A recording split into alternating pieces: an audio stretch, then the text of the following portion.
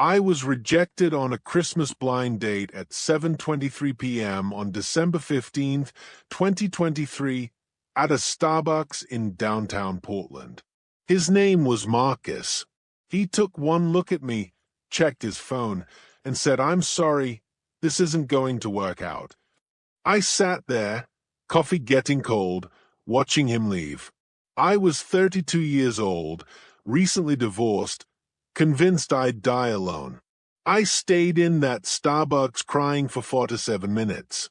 And then at 8:10 p.m., a little girl with a pink backpack walked up to my table and asked the question that changed both our lives. "Are you sad because you don't have a family?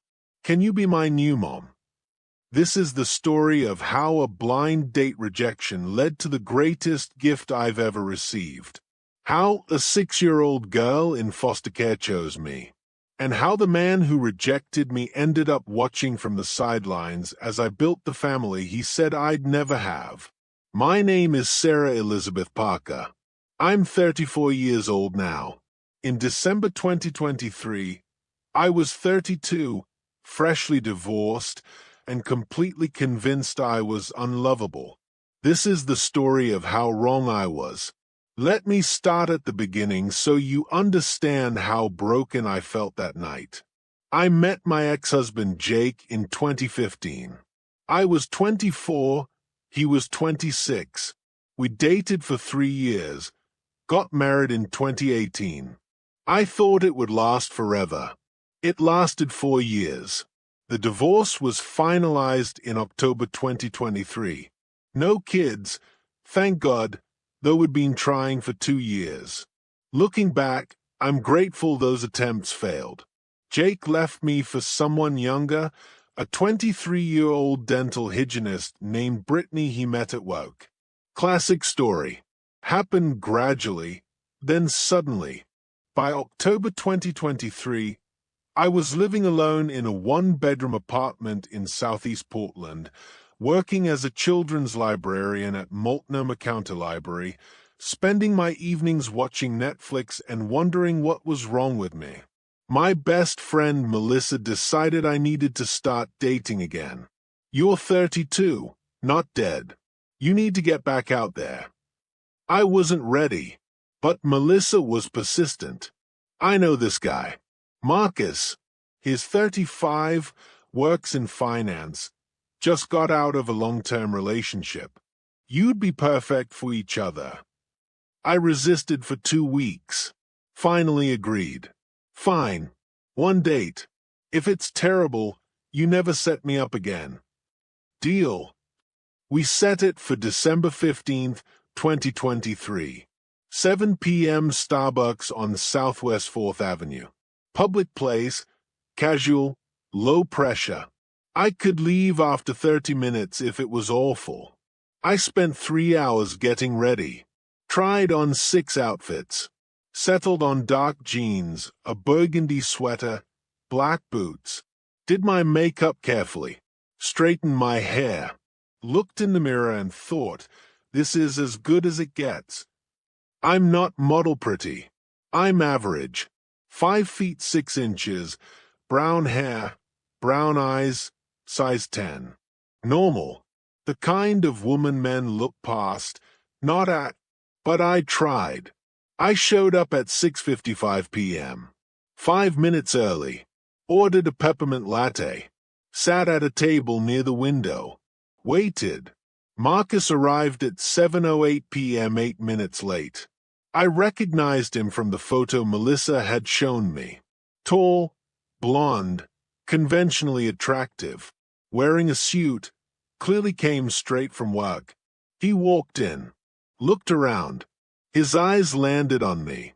I smiled, raised my hand slightly in a wave. He walked over, stood by the table, looked at me, really looked at me. I saw it happen. The assessment. The disappointment. The decision. "Sarah." "Yes. Hi.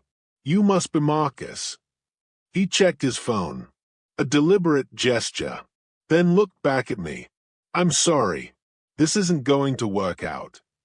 I blinked. "What?" You're not what I expected. I'm sorry for wasting your time. We haven't even talked. I know what I'm looking for. This isn't it. Have a good night." He turned and walked out. Out of the Starbucks. Out the door. Gone. I sat there staring at the door he'd just walked through. The entire interaction lasted 4 to 7 seconds. He took one look at me and decided I wasn't worth even one conversation. Around me, people were looking. They'd seen. The barista behind the counter had that pitying expression people get when they witness public humiliation. I wanted to leave, to run out of there, but I couldn't move. I just sat there, coffee in front of me, feeling like someone had confirmed every fear I'd ever had about myself. You're not pretty enough, not thin enough, not interesting enough, not worth anyone's time. I started crying, quietly, trying not to make a scene. But the tears came anyway. I texted Melissa. He took one look at me and left. Didn't even sit down. Said I wasn't what he expected. She called immediately. "What? Sarah, I'm so sorry. He's an asshole. You're beautiful. Please don't. I just want to go home. Do you want me to come get you?" "No, I'm fine. I'll go home in a minute." I hung up, sat there, couldn't make myself leave, because leaving meant walking past all these people who'd watched me get rejected. It meant going home to my empty apartment and admitting that maybe I really was unlovable. So I stayed, crying into my peppermint latte that I couldn't even taste. I checked the time. 7:23 p.m. 4 to 7 minutes since Marcus had walked in and decided I wasn't enough. That's when I heard the voice. "Why are you crying?" I looked up. A little girl was standing next to my table, maybe 6 years old, African American, wearing jeans and a purple hoodie, pink backpack on her back, big brown eyes looking at me with concern. "Oh, honey, I'm okay. Just having a bad day." What happened? I shouldn't have answered, but something about her open, concerned face made me honest. I had a date tonight. The man took one look at me and left. Said I wasn't what he expected. She frowned. "Process this." Then, "That's mean. You're pretty." I almost started crying again. "Thank you, sweetie. Are you sad because you don't have a family?" The question hit me like a truck. What? Do you have a family? Like a mom and dad and kids? No, I don't have kids. I'm divorced. Oh, she thought about this. Then, can you be my new mom? I stared at her. What? I need a mom. You need a family. Can you be my new mom? Honey, where are your parents? I don't have parents. I live with foster people. But they don't want me forever. Just for right now. I want a forever mom. My heart broke. Sweetie, that's not how it works. Why not? You're nice. You're sad like me. We could be sad together and then maybe not sad. A woman approached, mid-40s, kind face, clearly looking for someone. "Zoe, there you are. I told you to stay with me while I ordered." The little girl, Zoe, looked at the woman. "Miss Rachel, this lady needs a family. Can she adopt me?" Miss Rachel looked at me, apologetic. "I'm so sorry. Zoe, you can't just ask random people to adopt you." But she's sad. And I'm sad. We could be not sad together. I wiped my eyes. It's okay. She's sweet. Rachel smiled sadly. She is. "Zoe, let's get our hot chocolate and let this nice lady have her evening." But, Zoe looked at me one more time. "If you change your mind about being my mom, I'm at Valley View Elementary." Room 14. I'm there every day. Then she walked away with Rachel, glancing back twice. I sat there stunned. This little 6-year-old girl had just asked me to be her mom. In the middle of my worst evening. After being rejected by a man who couldn't even give me 30 minutes of his time. I Googled Rachel Valley View Elementary, Portland. Found her. Rachel Morrison, social worker, works with foster children at Valley View Elementary School. I looked at Zoe's retreating back. This little girl who'd walked up to a crying stranger and offered her the most precious thing, a family. I don't know what made me do what I did next. Maybe it was desperation. Maybe it was divine intervention. Maybe it was just that Zoe's question, "Can you be my new mom?" had pierced through every defense I'd built. I walked to the counter. "Excuse me, do you have paper and a pen?" The barista, the same one who'd witnessed my rejection, handed me a napkin and a pen.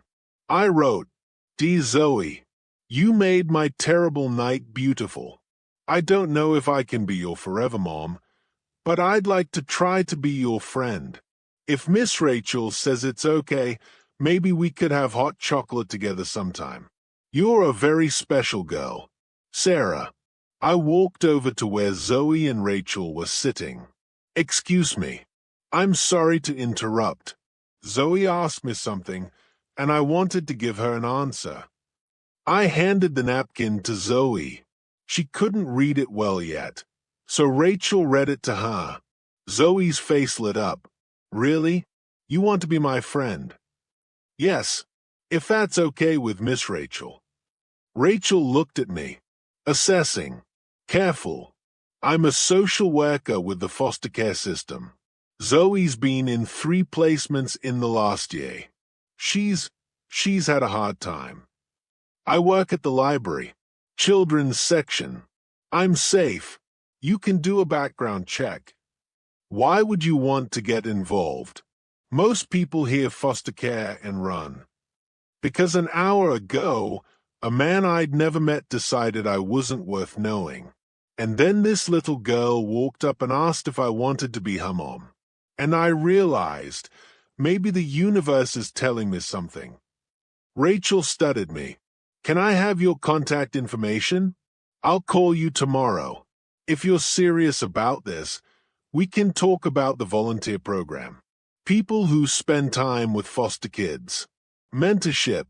It's a long process, but I'm serious." You say that now. I've wanted to be a mom for 5 years. My ex and I tried. It didn't happen. And then he left. And I thought I'd miss my chance. But maybe I didn't. Maybe I just needed to meet the right kid. Zoe was looking at me with so much hope it physically hurt. "Okay," Rachel said.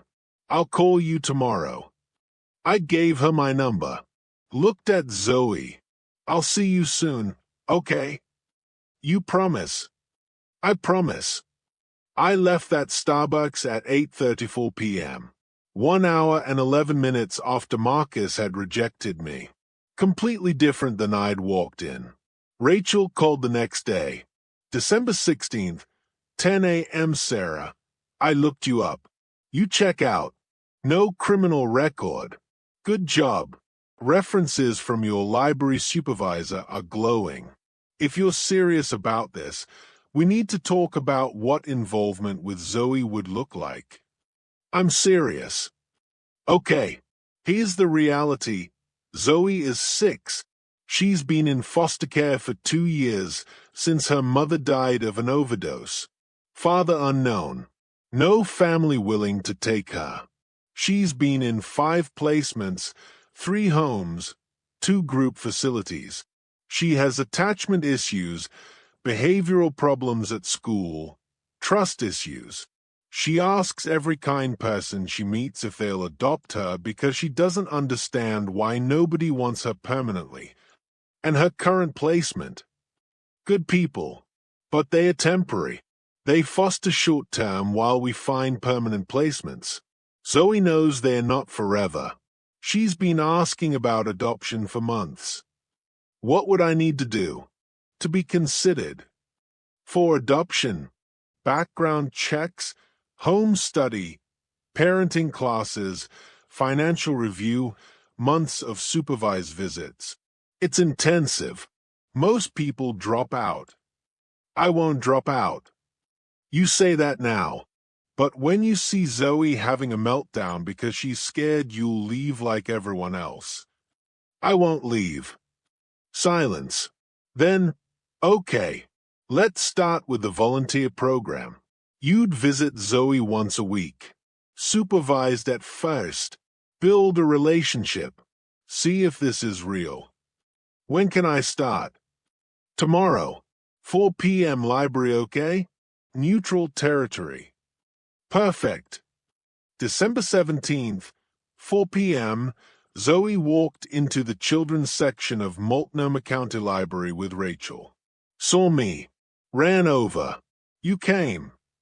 I promised, didn't I? We spent an hour reading. Zoe loved The Paper Bag Princess. We read it 3 times. She snuggled against me on the second read. My heart melted. Rachel watched, took notes. At 5 p.m., she said it was time to go. Zoe's face fell. Already? Sarah will be here next week. Zoe. Promise. I knelt down. I promise. Same time next week. We'll read more stories. Can we read The Paper Bag Princesses again? As many times as you want. She hugged me. Tight. Desperate. Like she was afraid if she let go, I'd disappear. We did this every week. December 17th, December 24th, Christmas Eve, she gave me a drawing she'd made. December 31st, New Year's Eve. Every week, an hour, reading and talking. By January, Rachel said I could take Zoe to the park. Still supervised, but more freedom. By February, unsupervised visits. 2 hours every Saturday. In March, I started the adoption process. Background checks, home study, financial review, parenting classes every Tuesday night. The social worker who did my home study asked, "Why do you want to adopt Zoe specifically?" Because when I was at my lowest, she asked if she could be my daughter. And I realized maybe the family I was supposed to have was never going to come from marriage or biology. Maybe it was going to come from choice. She chose me, and I choose her. In April, I got approved as a foster-to-adopt placement. Zoe moved in with me on April 20th, 2024. She brought 1 trash bag of clothes, 3 toys, and the drawing she'd given me at Christmas. "Is this forever?" she asked, standing in the doorway of the bedroom I'd spent 6 weeks decorating. "This is forever. You promise you won't give me back?" "Zoe, I will never give you back. You're mine now, and I'm yours." She cried. I cried. We unpacked her trash bag together and hung up her drawing on the refrigerator. The adoption was finalized on October 3rd, 2024. 10 months and 18 days after a little girl asked a crying woman in Starbucks if she could be her new mom. Zoe and Parker, legally my daughter, forever.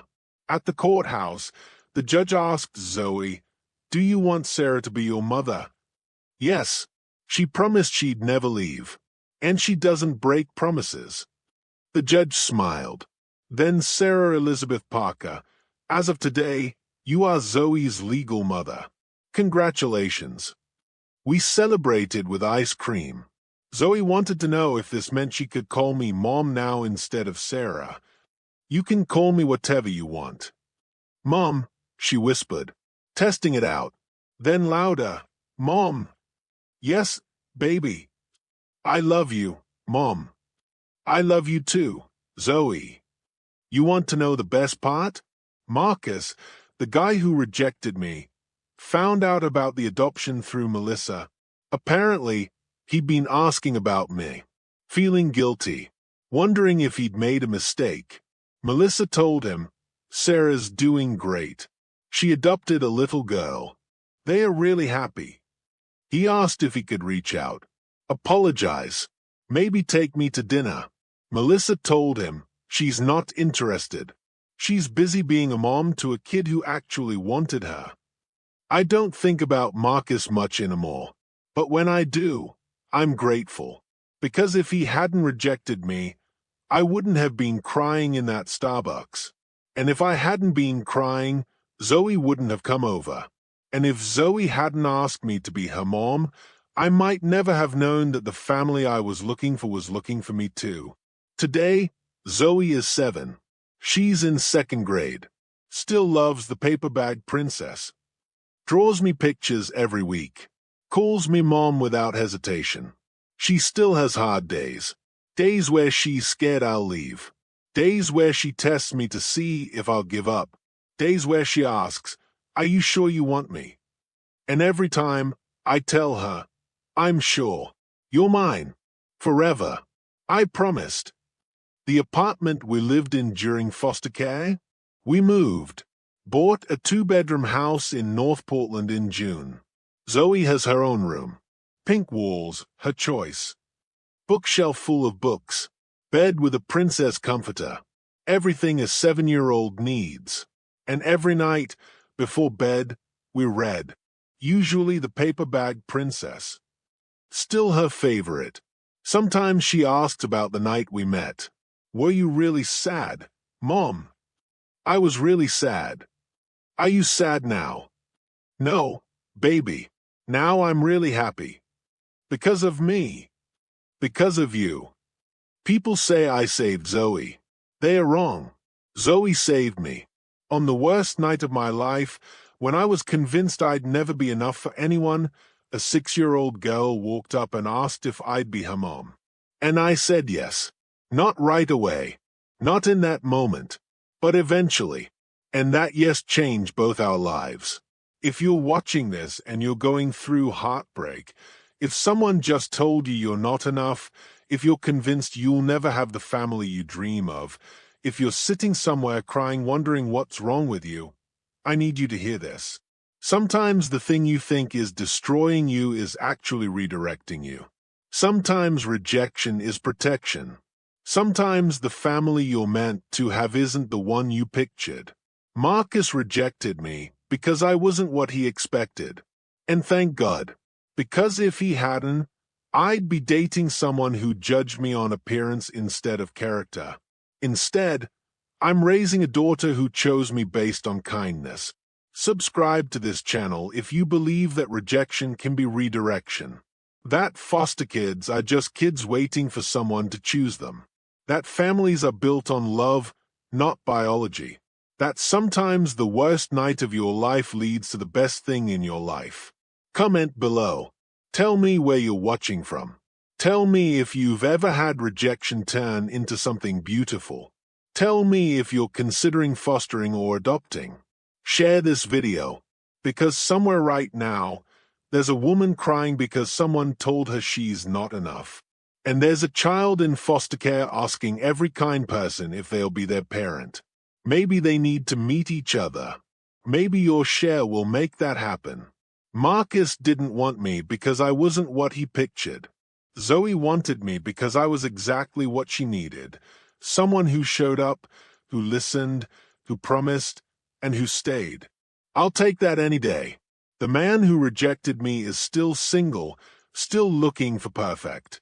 The little girl who chose me is asleep in her pink bedroom down the hall with a mother who will never let her go.